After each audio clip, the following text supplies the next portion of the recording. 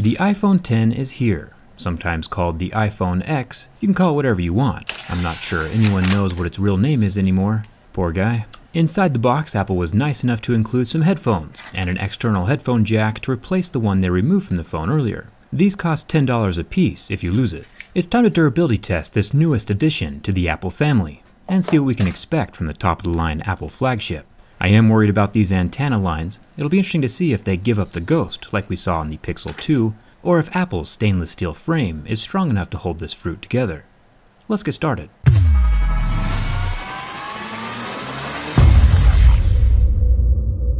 Starting with the scratch test, this brand new Super Retina, top-of-the-line, one-of-a-kind HD LED display is the same one that some Android phones have been using for the past 7 years. Right now we're interested in the glass above the display. I'm scoring the surface with a set of Mohs hardness picks to see how scratch resistant the glass is. Plastic scratches at a level 3, and pure sapphire would scratch at a level 8 or 9. Most flagships these days, like the LG V30 or Pixel 2, scratch at a level 6, and that's exactly what we're seeing here with this iPhone X. I mean 10. It has a normal scratch at a level 6 and a deeper groove at a level 7. It was interesting to see that both Google and Apple are using beach pictures for their stock background. I kept half expecting Apple's to move as well, but they'll probably invent that next year. The good news is that the screen is not going to be scratched by your normal keys or coins. These metals are softer than the level 6 glass hardness. Not even my razor blade can do any damage. It was a little strange to not find a home button at the bottom of the phone. There is no fingerprint scanner to test, since the phone is unlocked with your face this time around, and I'm not gonna scratch test a face to see if it still works or not. The phone can be woken up with just a tap to the screen, so I don't think the home button being gone is too big of a deal. Apple is running out of things to remove though, so it'll be interesting to see what happens next year. Up here at the top of the phone, inside the iconic black notch, is the metal earpiece grill. Slightly recessed under the glass, the metal grill holds its shape and won't be falling out. Plus, the holes are small enough to keep dirt and metal shavings from getting inside the magnetic speaker. Thumbs up for that design. The 7-megapixel front-facing camera is under the same glass as the screen, so no scratches happening here. The back of the phone is also covered in glass, and this is where things start to get bad for us as consumers. The scratch resistance is normal, with no damage being done by my razor blade. The iPhone logo is underneath the glass, so it won't be rubbing off or get damaged. That's a good thing. It looks like this was the same tempered glass that was used on the front of the phone, scratching at a level 6 on Mohs scale. So keys and coins won't do damage, but pocket sand and anything else over a level 6, like granite countertops or tile, will scratch the glass. So if you are the type of person who wants to keep your phone pristine, scratch, and fingerprint free, one solution is a skin. Thanks to dbrand for supporting my durability test. This back panel skin is easy to install and hides fingerprints and protects against scratches when you set your phone down. There's also a full body skin that protects the frame from damage as well. Additionally, skins are also great for hiding accidental cracks in the back glass, which I'll get to in a second. If you're looking for something a bit more colorful than the matte black that you see here, dbrand has a ton of color options available. Whether you want to keep that Apple logo intact, or my personal favorite, debrand your phone entirely, I'll link the customizer in the description if you want to play around and design your own iPhone. Let's talk about cracks. This might come as a surprise, but glass is glass, and very susceptible to damage. The biggest flaw in this phone is that the back glass is near impossible to replace. Even Apple themselves charge $549 to replace the back glass. Even if you get the insurance and pay the $99 deductible, you're still out $300 for a back panel replacement. The most fragile and most often broken component on this phone is the most expensive to replace. It does have a little plastic buffer between the glass and the metal, which is smart, but as we saw from my iPhone 8 drop test, the glass can crack from a drop as small as 3 feet. I would like to see, by a raise of hands, who here wants to pay $549 for a back glass replacement. Hey Jerry. What? Nobody raised their hands. I guess $549 is a lot of money. But iPhones get dropped a lot. Won't it hurt Apple's image if there's a bunch of unfixable broken iPhones walking around a year from now? Yeah. That's like getting a flat tire and needing to buy a whole new car. I know. Do you think Apple will change their pricing to help their customers in the future? Probably not. Well, that's unfortunate.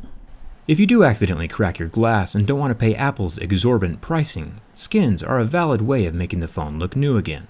The flawed back glass construction aside, this camera on the phone is pretty awesome. Dual 12 megapixel sensors with a telephoto lens is a fantastic combination. Cameras are something Apple does really well.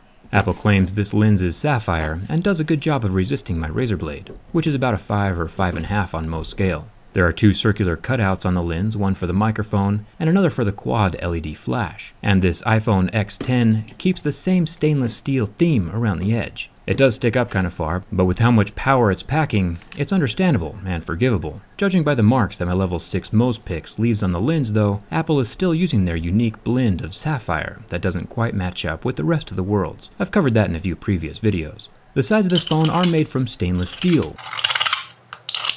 Quite possibly one of my favorite build materials on a cell phone. Super solid, heavy, and just looks good. The side buttons are made from the same stainless steel material. Thumbs up for consistency.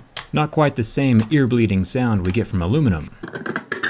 This is because aluminum is a bit softer than steel and scratches easier. Down at the bottom of the phone, where the headphone jack used to be, may he rest in peace, I found something pretty cool. Apple's attention to looks and detail is probably one of the best. Inside the speaker and microphone holes, we get the matching stainless steel grille that flows pretty well with the exterior design of the phone. The little things like this is what sets Apple apart from the competition. Well, that, along with the extraordinary superior dongle selection in the Apple Store. This black plastic buffer around the edge of the front glass, in between the glass and the metal frame of the phone, is a good thing to help absorb some of the impact and stress from drops. It's similar to the buffer we saw on the back panel. Finally, we have the burn test. This is the first time Apple has used an OLED display inside of their smartphones. Their previous IPS LCD displays are really good, don't get me wrong, but it's hard to beat the colors on an LED panel. One unique thing about this phone is its touch sensitivity at 120 Hz. The refresh rate of the display is still 60 Hz like on previous phones, but this display tracks your finger 120 times per second instead of the usual 60 times per second like on the iPhone 8. The average person will probably never notice this, but it's interesting to know that it's there. The screen lasted 25 seconds under the heat from my lighter before going white and not recovering. You can tell by my fingerprint remaining on the burn mark that the oleophobic coating has burned off, so there is permanent damage. Don't try this trick at home. The heat did mess with the touch sensitivity for a second, but after the phone cooled down, it all came back. And finally, the bin test. It's time to see if those antenna lines are a weak point in the phone's design. Flexing the phone allows us to see how well the phone is constructed, and gives a general idea of any flaws that will present themselves in the coming years that you own your phone. There is a very minor flex of the body as I bin the frame, but there is no screen separation or body damage along those antenna lines, so the water resistance should remain intact. This is an incredibly solid phone. The Achilles heel of the iPhone X and iPhone 8 design is its irreplaceable glass back. It won't bend, scratch, or burn, but one little drop and it'll be cracked forever. $549 is just an incredibly unrealistic and unreasonable charge for something as fragile and prone to breaking as glass. Aftermarket Samsung back glass replacements are $20, so it can be done. Apple just chooses not to. To each their own though, this phone passes my durability test with flying colors and will make a great addition to any Apple ecosystem. Just consider getting a case or a skin for protection. I'll have a link to dbrand in the description right below this video so you can design your own iPhone. What do you think of this new iPhone XS? Let me know in the comments. Come hang out with me on Instagram and Twitter, and thanks a ton for watching. I'll see you around.